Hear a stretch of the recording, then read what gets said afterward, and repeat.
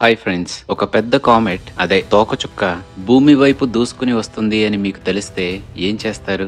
మొదట అందరిలానే కంగారు పడిన దాని నుంచి మన ప్రపంచాన్ని ఎలా కాపాడుకోవాలి, లేదా కనీసం మనల్ని మనం కాపాడుకోవడానికన్నా ట్రై చేస్తాం కదా. కానీ రాజకీయ స్వార్థం, మీడియా అల్లకల్లోలం, శాస్త్రీయ విషయాల నిరాకరణ మరియు సామాజిక నిర్లక్ష్యం ఇలాంటి కేయోస్ మధ్యలో చిక్కుకున్న ప్రపంచానికి ఆ తోకచుక్క వల్ల జరగబోయే ప్రమాదం ఎలా ఉంటుందంటారు? ఎస్, మీరనుకుంటున్నట్టుగానే ఒక కామెట్ కెటాస్ట్రఫీ అనే కాన్సెప్ట్ తో పొలిటికల్ సెటైర్ అన్నట్టుగా వచ్చిన డోంట్ లుక్ అప్ అనే మూవీ ఇలాంటి సందర్భంలో ఏం జరగబోతుందా అనే మన ఆలోచనకి అద్దం పడుతుంది.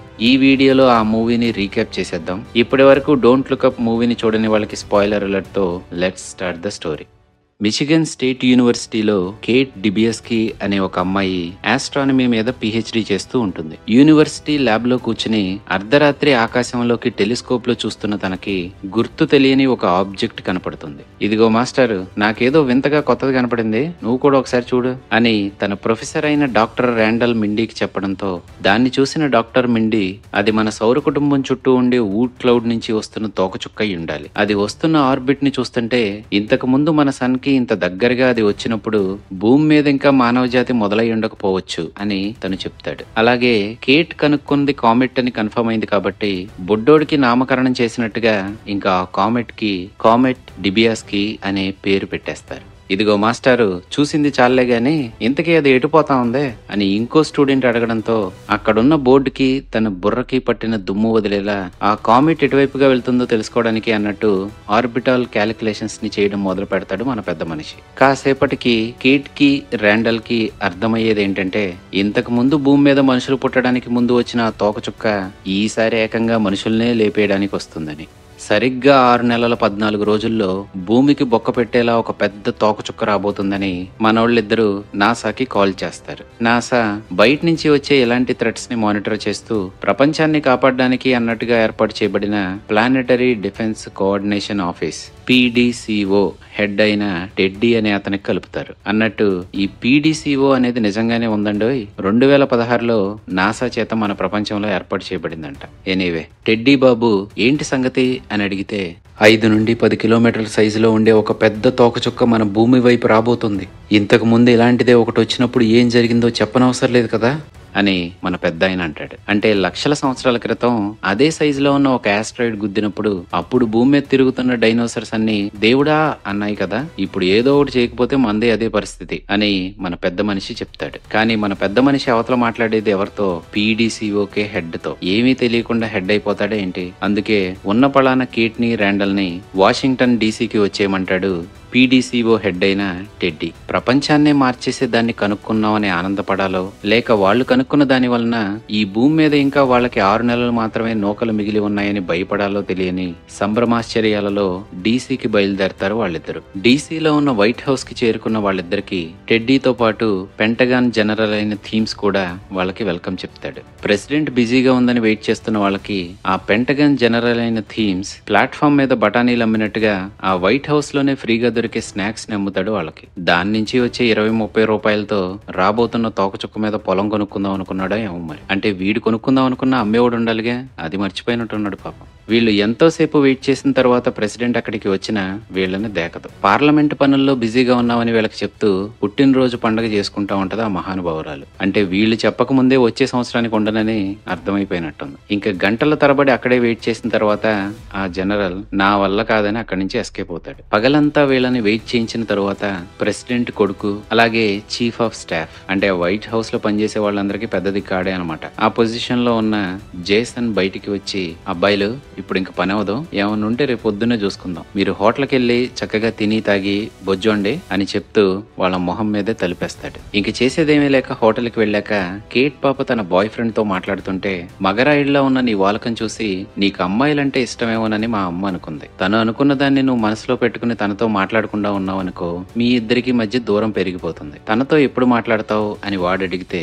సరిగ్గా 7 నెలల తర్వాత మేమతో కలిసి డిన్నర్కి వెళ్తానులే అని కేట్ అంటుంది. అంటే 6 నెలల తర్వాత పడే తోకచుక్క వలన అందరూ ఆవిరైపోతారని మనోడికి తెలియదు కదా. ఆ తర్వాత రోజు వైట్ హౌస్ కి వెళ్ళాక డాక్టర్ మిండీ, మేడం ప్రెసిడెంట్, 6 నెలల్లో ఒక తోకచుక్క రాబోతుంది, మన గ్రహం అంతం కాబోతుంది అంటూ భయపడుతూ చెప్తే, అదొచ్చిద్దో లేదో పక్కనెట్టవో 3 వారాల్లో మిడ్ టర్మ్ ఎలక్షన్స్ రాబోతున్నాయి, అదైన తర్వాత చూసుకుందాంలే అని కొట్టిపారేస్తుంది. దాంతో భయపడిన వాళ్ళు ఇంకా వైట్ హౌస్ తో పని వదలే అనుకుని ప్రెస్ కి ఆ మ్యాటర్ ని లీక్ చేయడానికి వెళ్తారు. గవర్నమెంట్ కి తెలియకుండా మీడియా ముందుకు వెళ్లిన తర్వాత అక్కడ వీళ్ళు చెప్పేది ఎవరూ పట్టించుకోకపోవడమే కాకుండా శనివారం కలిసి ఆదివారం ప్రేమించుకుని సోమవారం విడిపోయే ఇద్దరు పిల్ల బచ్చాల ప్రేమ కథ హైలైట్ అవుతుంది. అప్పటి వరకు జరుగుతున్న దాన్నంతా ఓపిగ్గా విని చూస్తున్న కేట్ కి సహనం పోవడంతో, ఒరే పిచ్చనా బిడ్డల్లారా, చెప్పేదెవరికి అర్థం కావట్లేదా? 6 నెలల్లో అందరం పోబోతున్నావురా అని గట్టిగట్టిగా అరుస్తూ తన టెంపర్ లూజ్ అవడంతో అప్పటి నుంచి ఇంటర్నెట్ లో తనని జనాలు ట్రోల్ చేయడం మొదలు పెడతారు. కేట్ ఇంటర్వ్యూ చూసిన తర్వాత న్యూస్ రైటర్ గా ఉన్న తన బాయ్ ఫ్రెండ్ కూడా కేట్ తో బ్రేకప్ చేసుకుంటూ ఒకప్పుడు తను నా గర్ల్ ఫ్రెండ్ గా ఉండేది అంటూ తన మీదే సెటైర్ వేస్తూ ఒక ఆర్టికల్ ని రాస్తాడు. ఇంకా మన డాక్టర్ మిండి మాత్రం ప్రజల దృష్టిలో ఒక సెక్సీ ఆస్ట్రానమర్ గా మారతాడు. ఇదిలా ఉంటే కొన్ని వారాల తర్వాత ప్రెసిడెంట్ పాప కాంట్రవర్సీలో చిక్కుకుని తన మిడ్ టర్మ్ ఎలక్షన్స్ లో ఓడిపోతుంది. దాంతో జనాల్లో మళ్లీ తిరిగి తన పబ్లిసిటీని పెంచుకోవడానికి కామెట్ రావడం నిజమే అని, దాన్ని ఆపడానికి ట్రై చేయబోతున్నాము అని ప్రెసిడెంట్ పబ్లిక్ గా అనౌన్స్ చేస్తుంది. దాన్ని ఆపడానికి రిమోట్ టెక్నాలజీని వాడకుండా పేల్చేద్దామని కొన్ని రాకెట్స్ ని ఫైర్ చేయడమే కాకుండా ఒక కార్టూన్ క్యారెక్టర్ ని కూడా పంపడానికి ట్రై చేస్తారు. ఎందుకంటే అవసరం లేకపోయినా ఈ అమెరికాకి ఎప్పుడూ ఒక హీరో ఉండాలి కదా.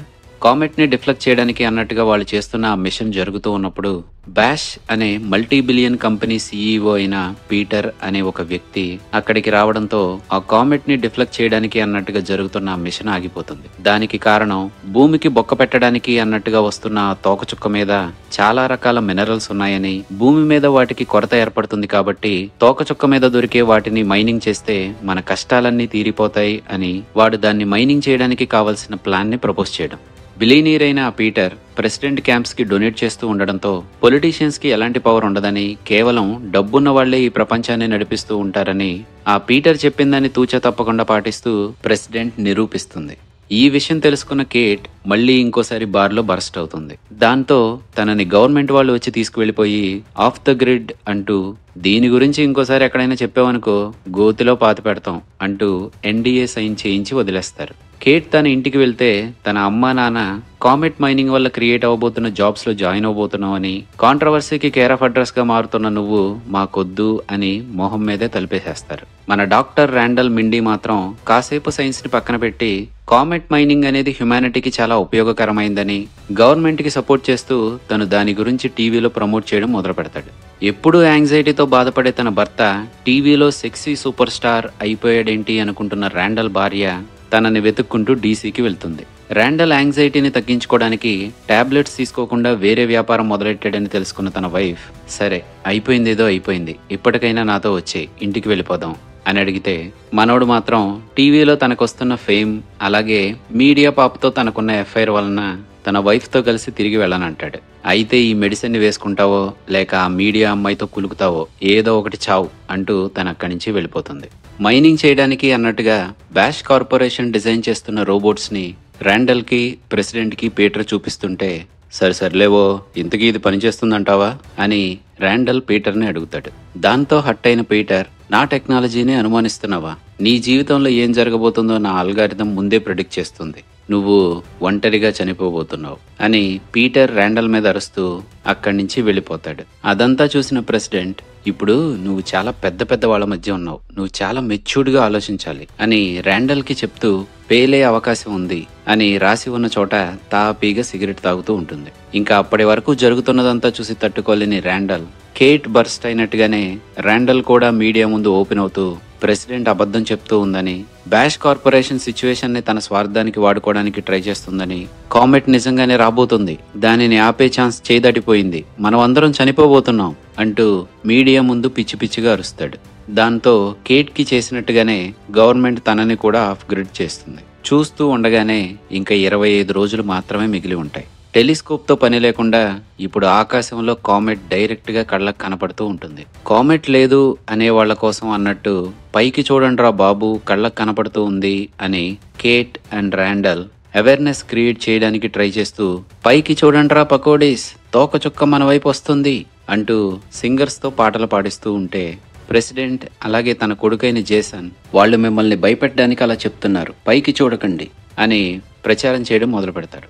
ఇలా కొన్ని రోజులు జరుగుతూ ఉండగానే అమెరికా మిగతా కంట్రీస్ ని కామెట్ మినరల్ మైనింగ్ నుంచి ఎక్స్క్లూడ్ చేయడంతో ఇండియా, రష్యా, చైనా కలిసి జాయింట్ గా కామెట్ ని డిఫ్లెక్ట్ చేయడానికి ప్రయత్నించడానికి లాంచ్ చేయబోయే చోట ఎక్స్ప్లోజన్ జరగడంతో ఆ కామెట్ ని డిఫ్లెక్ట్ చేసే అవకాశం పూర్తిగా చేదాటిపోతుంది. అది తెలుసుకున్న తర్వాత ఎన్ని రకాలుగా చూసినా ఇంకా పోవడం ఖాయం అని తెలుసుకున్న ర్యాండల్ అండ్ కేట్, అలాగే కేట్ న్యూ బాయ్ ఫ్రెండ్ ర్యాండల్ ఇంటికి డిన్నర్ కి వెళ్తారు.